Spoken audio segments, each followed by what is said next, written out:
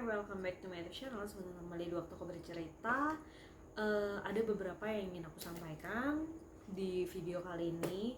Yang pertama adalah kalau aku minggu kemarin tuh sakit, jadi tidak banyak aktivitas yang bisa aku lakukan di minggu kemarin. Dan minggu ini puji Tuhan sudah jauh lebih baik. Flu-nya juga sudah berkurang, pusing-pusingnya juga sudah tidak ada.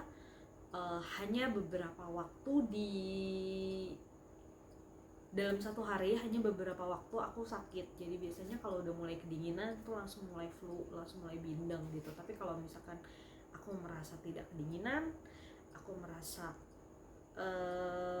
udaranya fine, udaranya hangat-hangat aja gitu, biasanya enggak gitu. Tapi kalau minggu lalu emang benar-benar aku sakit dan itu flu-nya tuh bisa dibilang cukup lama nggak hilang-hilang, walaupun udah minum obat apa segala macam tetap nggak hilang-hilang.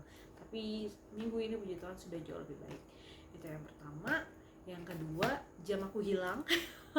Aku punya jam digital satu, itu aku beli pakai uang aku sendiri karena fun fact, selama ini mungkin dari aku kecil kali ya, aku tuh nggak pernah beli jam sendiri, nggak pernah.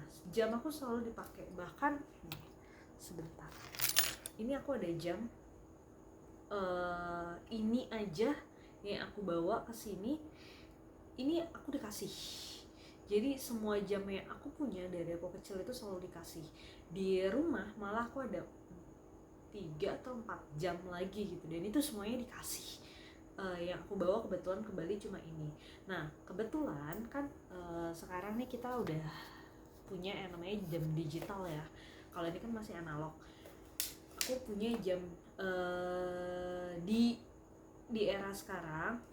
Jadi kita kan punya namanya jam digital, dan aku pengen kayak misalkan ketika aku olahraga atau aku jalan kaki atau apa gitu, itu terrecord gitu. Jadi waktu itu aku sempet lah beli jam digital. Kalau nggak salah tuh aku beli bulan Mei atau April gitu, tahun ini gitu. Tapi udah pertama kalinya dalam seumur hidup beli jam. Terus minggu kemarin jamnya hilang. Jadi gimana bisa hilang? Aku tuh ke pantai. Waktu mau berenang, aku lepas jamnya. Ketika pulang, yang aku ingat jam aku itu masih ada di tas. Jadi ya udah gitu, aku masih ingat jamnya aku tuh di tas. Ketika pulang, karena waktu itu juga pulangnya sambil kayak gara-gara hujan, makanya aku pulang gitu. Gara-gara hujan makanya aku langsung lari ke pinggir. Terus pas sudah reda, aku buru-buru pulang biar sebelum hujan lagi gitu. Nah jadi entah karena buru-buru itu, terus kan ngepakin semuanya main dimasukin aja, terus dia jatuh atau bagaimana. Nah waktu mau pulang, aku emang tahu aku nggak pakai jam karena aku ingat jamnya masih di dalam tas. Dan ya udah gitu, takutnya nanti hujan lagi malah masih pakai jam, susah ribet apa segala macem, mati nanti malah kira rusak dan lain-lain. Pokoknya ya udahlah, mendingan gak usah dipakai jamnya, taruh aja di tas. Nah nyampe rumah, aku buka, kok nggak ada. Jadi aku kan mau ke gereja, rencananya aku mau pakai jam itu, kok nggak ada. Udah ubuk-ubuk segala macem, tetap nggak ada. Ternyata ya udah, emang kayaknya jatuh. Dan kalaupun jatuh di pasir ya gimana mau berharap bakal ketemu ya. Gitu. Jadi ya diasumsikan aja udah itu hilang gitu. Jadi pertama kalinya aku beli jam, pertama kalinya juga jam aku hilang. Karena emang selama ini aku kalau jam tuh awet gitu, nggak pernah hilang. Kalau rusak sering. Tapi biasanya cuma ini sih, baterainya habis kayak gitu. Tapi kalau hilang ini baru pertama kali, dan ini yang paling nyesek karena ini pertama kali aku beli jam. Gitu. Terus apalagi update-nya? Oh iya, sama aku mau, gimana ya ceritanya, aku tuh paling nggak suka kalau ada orang yang ngutek-ngutek HP aku gitu. Jadi apa yang aku yakini dan aku jalani selama ini, buat aku dompet, handphone itu adalah sesuatu yang private. Even sama pacar aku, sama pasangan aku, itu aku nggak pernah ngecek HP, nggak pernah ngecek dompet. Sama siapapun itu aku nggak pernah ngecek HP, nggak pernah ngecek dompet, kecuali bapak aku atau mama aku dulu karena aku disuruh ngambil uang. Dek, ambil uang di sini baru buka dompet, dia ambil uang di sini baru buka ini. Dan HP pun kalau sama orang tua aku, karena orang tua aku juga cukup gaptek, jadi dia tolong ini ajarin saya. Jadi emang aku buka HP orang tua aku karena memang disuruh gitu. Tapi kalau misalkan dalam kesadaran jarang aku ngotak-ngatik untuk nyari tahu apa segala macam. Dan ini ada temen, salah satu teman, dia itu aku lagi dengerin YouTube, lagi ngeliat YouTube, tiba-tiba dia main ngambil HP aku, terus dia ini Spotify-nya di mana ini, terus ini ih kok nggak ada sih, aku nyari di Google. Dan dia main kotak-katik HP aku, nyari di Google apa segala macam. Pertama, aku tidak merasa itu sopan, aku tidak merasa itu sesuatu yang sopan. Kedua, lo tuh nggak punya permission apa-apa, lo tuh nggak punya, maksudnya kayak apa ya, nggak sopan gitu. Itu bukan sesuatu yang sopan dan bukan sesuatu yang, even lu teman deket sekalipun, menurut gue itu bukan sesuatu yang sopan untuk dilakukan. Buka dompet, buka dompet, buka tas, buka handphone itu bukan sesuatu yang sopan. Apalagi misalkan di Google lu punya sesuatu yang private ya, emang di HP lu nggak. Oh iya, terus satu lagi, selain Google dan ini, terus juga misalkan kita nunjukin satu foto, terus dia main scroll itu gini. Kadang kalaupun misalkan gue pengen nunjukin satu foto, maksudnya cuma foto itu doang gitu, lu nggak perlu untuk scroll nyari tahu yang lain, karena itu kan bisa aja banyak foto-foto lain yang tidak ingin dilihat oleh orang-orang gitu. Dan ya itu bukan sesuatu yang sopan untuk lo tiba-tiba kayak nge-scroll gitu. Menurut gue itu gimana ya, itu nggak sepatutnya gitu loh untuk lo lakuin gitu. Dan jujur gue kemarin sih sempet ngerasa sebel ya, sempet ngerasa ini orang nggak pernah diajarin, maksudnya itu sesuatu yang nggak sopan. Maksudnya nggak pernah ada yang ngasih tahu dia atau bagaimana sih itu. Jadi kayak gue kayak garu-garu kepala sendiri gitu. Dan ya gitu sih, itu buat gue sebel aja. Nah terus pengen ditegur karena gue tahu orang ini adalah orang yang cukup sensitif. Jadi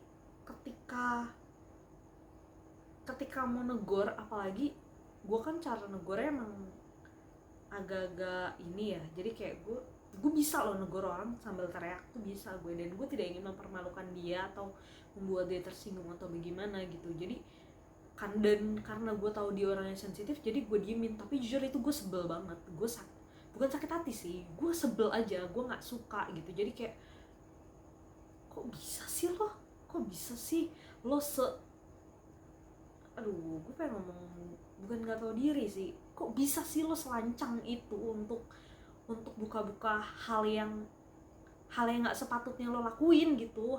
Walaupun, tapi kan gue cuma mau nyari akun gue, tapi kan gue cuma mau nyari ini doang. Walaupun lo bisa tolong dong, ini gue mau ngetik ini, tolong minta aja yang punya gitu. Kalau misalkan yang punya nggak mau pun juga ya udah gitu, lo nggak boleh maksa. Karena itu bukan apa ya, lo tuh nggak punya hak di situ ibaratnya. Ya kalau emang lo menunjukin, lo share link aja gitu. Lo menunjukin sesuatu yang orang lain nggak tahu, lo share link aja, nggak usah harus lo ngebuka-buka privasi orang dengan cara seperti itu. Menurut gue itu tidak sopan. Dan ya itu salah satu yang membuat gue sebel minggu ini. Terus apa lagi ya,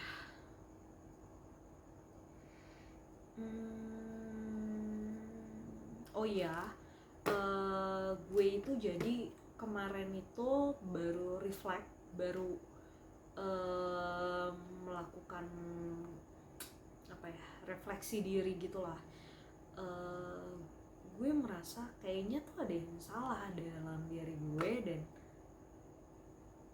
gue merasa apa ya, kayak ada sesuatu yang harus gue tulis tapi gue nggak tahu itu apa.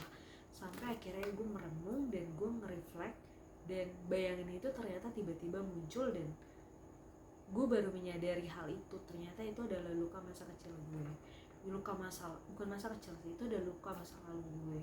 Jadi di masa lalu itu dulu gue sangat-sangat orang yang peduli sama orang. Di masa lalu gue adalah orang yang cukup perhatian dengan orang-orang di sekitar gue, tapi ternyata orang-orang di sekitar gue itu tidak pernah memberikan yang gue rasain ya. Orang-orang di sekitar gue itu tidak pernah memberikan perhatian kembali ke gue. Jadi kayak gue memperhatikan orang tapi gue nggak pernah dapat perhatian yang gue tidak pernah mendapatkan perhatian seperti yang gue lakukan ke orang lain gitu. Jadi gue peduli sama misalkan keluarga, tapi keluarga gue ternyata tidak peduli sama gue. Itu yang gue rasain, dan ternyata itu cukup menjadi sampah di hati gue itu cukup lama. Dan selama ini gue nggak tahu kenapa gue suka. Jadi gini, beberapa kali tes psikologi, gue itu sudah memang di kayak apa ya, dicap tidak memiliki empati, tidak memiliki kepedulian sosial yang baik gitu. Jadi gue kayak antisosial gitu, kayak ya nggak punya kepedulian aja, nggak punya empati aja gitu sama orang lain. Tapi setelah hari kemarin gue baru menyadari ternyata ketidakpedulian gue, ketidaksimpatian gue itu berasal dari sesuatu hal yang dulu gue rasakan sampai gue di waktu tertentu, dan akhirnya udah gue nggak mau peduli lagi lah sama orang lain. Gue udah capek gue mempedulikan orang lain, sementara gue tidak mendapatkan hal yang sebaliknya. Jadi ya mendingan gak usah gitu, mendingan gak usah peduli sekalian gitu. Toh gue juga tidak rugi, kalaupun mereka nggak melakukan itu buat gue juga ya udah nggak apa-apa. Gue juga nggak merasa sakit hati. Toh gue juga nggak pernah keluar energi juga untuk ngasih sesuatu itu kalau gue gitu. Jadi itu adalah awal mula dimana gue memulai untuk menjadi orang yang tidak terlalu peduli sama sosial gitu, tidak memiliki jiwa sosial. Dan ya karena tahu hal itu, jadi gue mulai gini ya, ternyata gimana ya, gue lebih bisa menerima diri gue setelah gue tahu hal itu gitu. Jadi selama ini karena nggak tahu akar masalahnya, gue jadi kayak ya udah emang ini diri gue gitu. Tapi semenjak tahu, gue jadi bisa menjelaskan diri gue lebih baik sama orang. Jadi kayak misalkan ini kita ngerayain ini, lo mau nggak? Mohon maaf ya, kayaknya gue nggak bisa karena bla bla bla bla bla. Jadi gue bisa menjelaskan itu dengan lebih baik ketimbang ketika dulu gue nggak tahu apa-apa tentang diri gue gitu. Dan itu yang baru gue tahu juga di minggu-minggu ini lah, minggu-minggu akhir ini gitu. Terus apa lagi ya,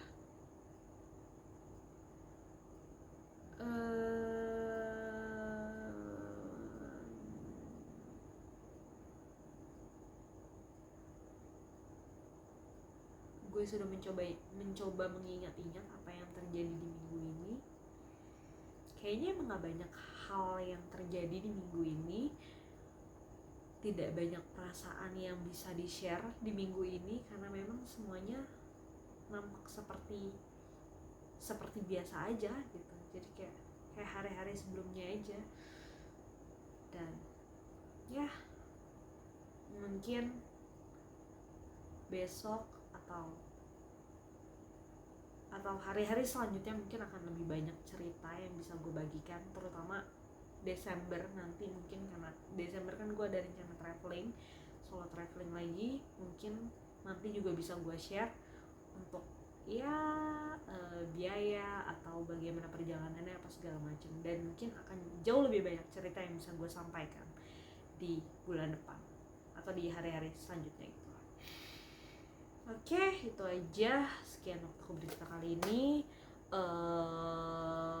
Sampai berjumpa lagi di waktuku bercerita selanjutnya.